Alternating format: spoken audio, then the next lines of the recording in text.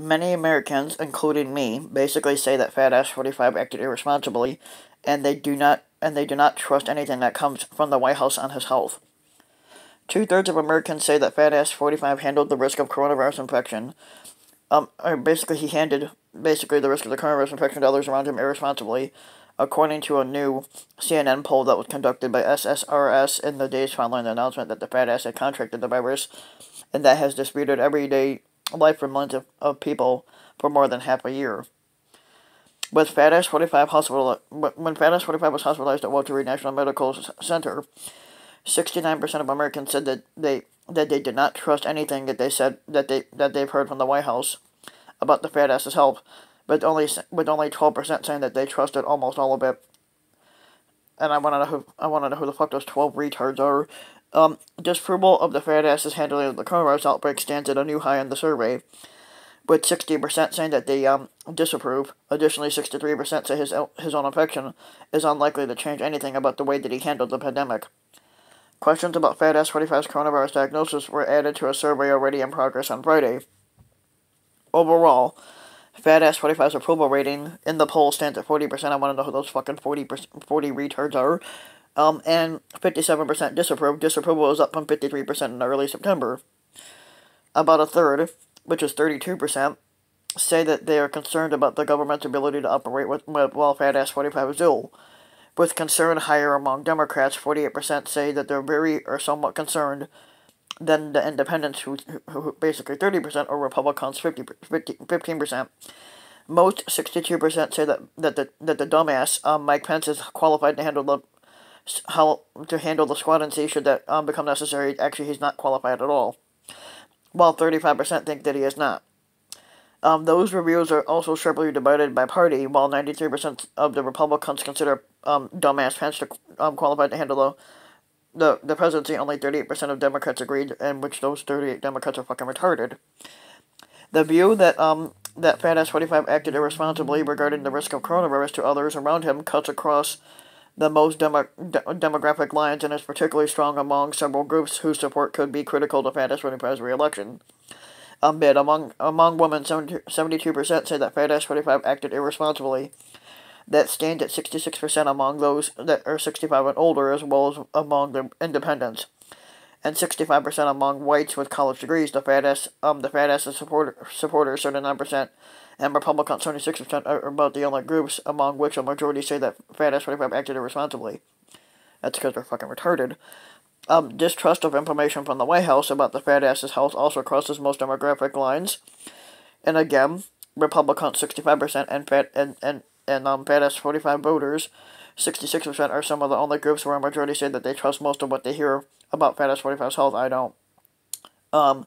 There is an agreement across party lines, though, that Fat Ass 45's diagnosis will not change the way he handles the pandemic.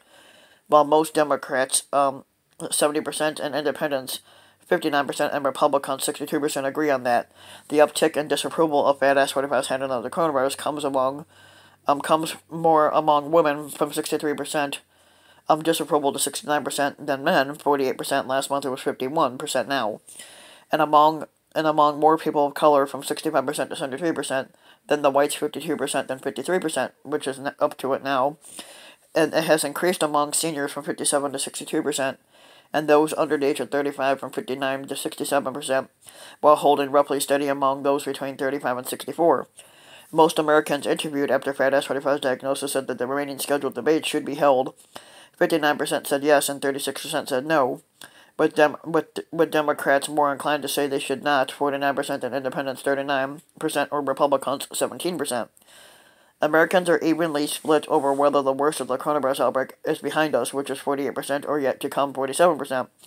In early September, opinions on this question tilted toward being through the worst, 51% being behind us and 43% being yet to come. But infection counts have always been on the rise in many states in recent days. And Democrats continue to be more likely to say that the worst is ahead, which is 69%, than independents, who say 48%, or Republicans 20%. But the shift since September comes mostly among Republicans in last month's poll. Just 11% of Republicans said that the worst was ahead, while Democrats 69% and Independents 47% were about the same as now. Beyond the split on the trajectory of the country's coronavirus outbreak, Americans are far from united on their comfort level of returning to regular routines, on the state of the economy, and on their willingness to get a coronavirus vaccine if one were available. But partisanship is at the core of each of those divides. Overall, 50% said that they are not comfortable returning to their regular routines today, while 49% said that they are. Among Democrats, 81% are uncomfortable returning to their pre-coronavirus routines now, while among the Republicans, 82% say that they are comfortable. About a third of Americans, 33%, say that the economy is starting to recover, which it's not, from the downturn caused by the outbreak. The highest share to say so is CNN polling back to June, but Americans are just but Americans are just as likely to say that the economy is still worsening, 35%. But the Democrats and Republicans are on opposite sides here too. 65% of the Republicans saying that the economy is on the upswing, and 58% of the Democrats are saying that it's going to get worse. Perhaps most concerning, though, is the division over whether to get a coronavirus vaccine, if one were available at a low cost, has increased. Overall, 51% say that they would try to get vaccinated, the smallest share in CNN polling since May. While most Americans say that they are confident that the ongoing vaccine trials are properly balancing safety and speed, 61%, and the poll suggests a shifting partisan divide over whether to get vaccinated, as FAT-S45 touts a fast-moving process for approval. In the August poll, FAT-S45 supporters drove much of the shift against seeking a vaccination, shifting from 51% to say that they would get one in May to 38% in August. Their willingness to get a coronavirus vaccination remains about the same at 41% among Democratic presidential nominee Joe Biden supporters. However, a broad majority say that they would seek a vaccination. In May and August, 79% said that they would get one in May, 74% in August, and it has shrunk to 68% saying that they would get one now. The CNN poll was conducted by SSRS going from the week of October 1st to the 4th among a random national sample of 1,200 adults that were reached on landlines or cell phones by a live interviewer.